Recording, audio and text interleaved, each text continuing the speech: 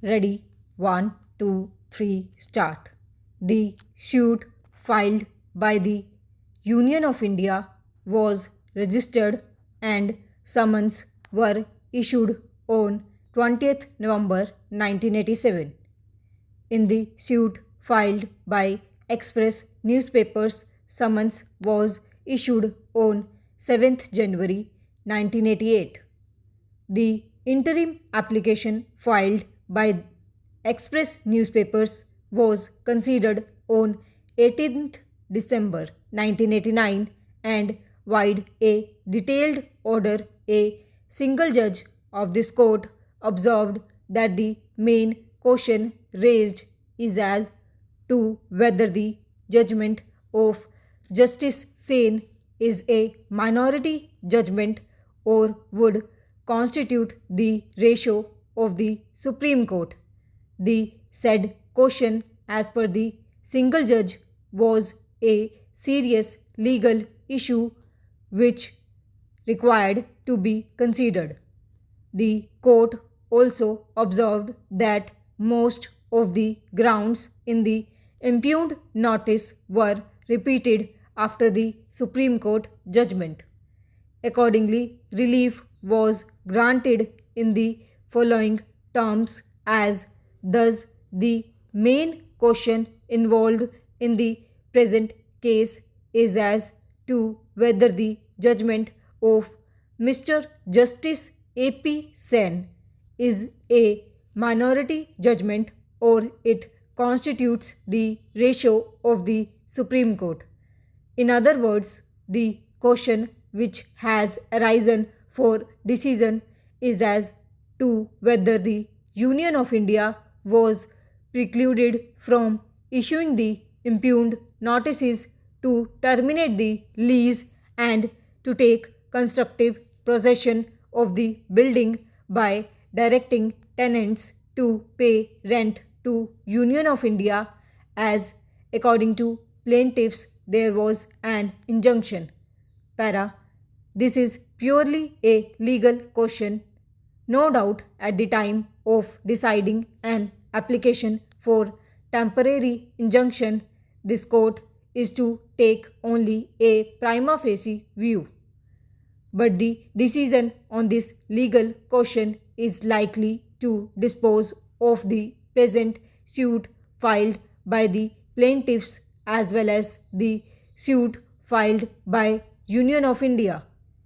I therefore do not consider proper to express any opinion at this stage, as there are issues of law involved in the present suit as well as the suit filed by Union of India.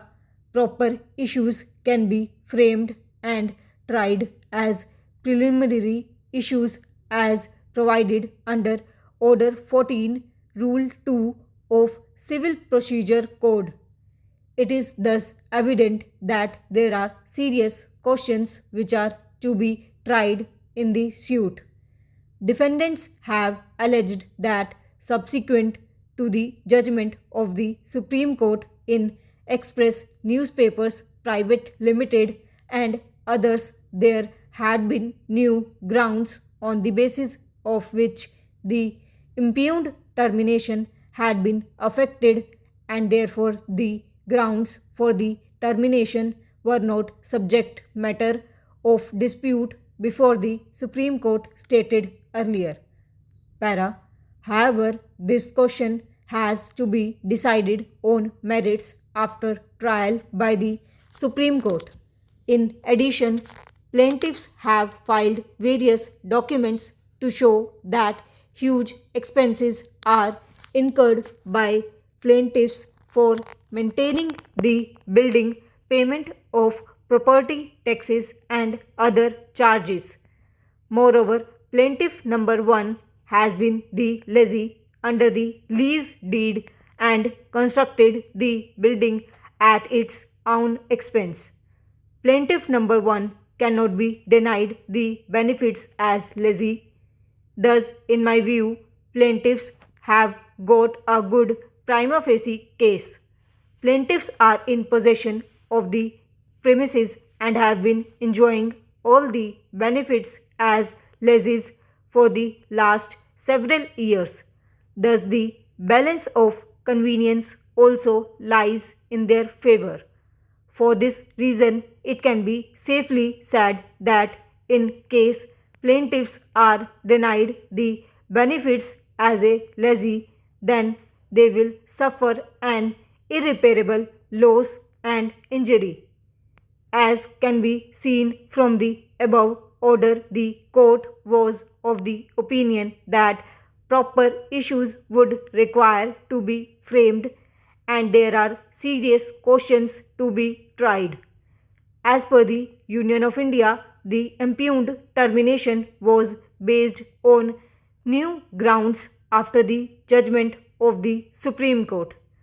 However, considering the fact that Express newspapers was in possession as a lessee and constructed the building at its own expense, the court felt that the benefits of a lessee for the last several years cannot be denied. The court then stayed the impugned notice.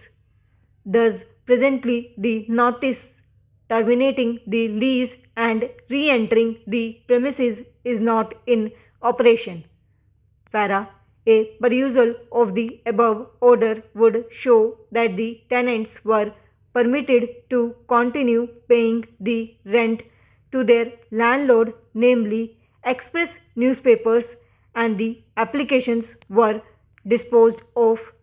Both the orders were challenged before the division bench. The division bench considered the entire matter and wide order disposed of the appeals. The findings of the division bench were that the division bench need not go into the question as to whether Justice Sen's view is a minority view.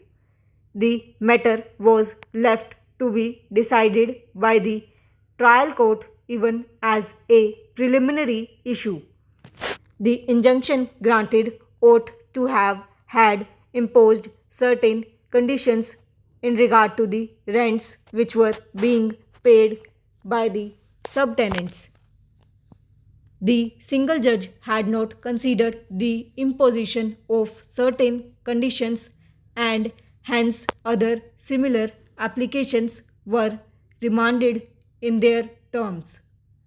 We leave the said question open, but for that reason we consider it necessary to remand IA 145/88 as well as other as to the learned trial judge to enable him to consider whether any further directions in regard to the rents are necessary.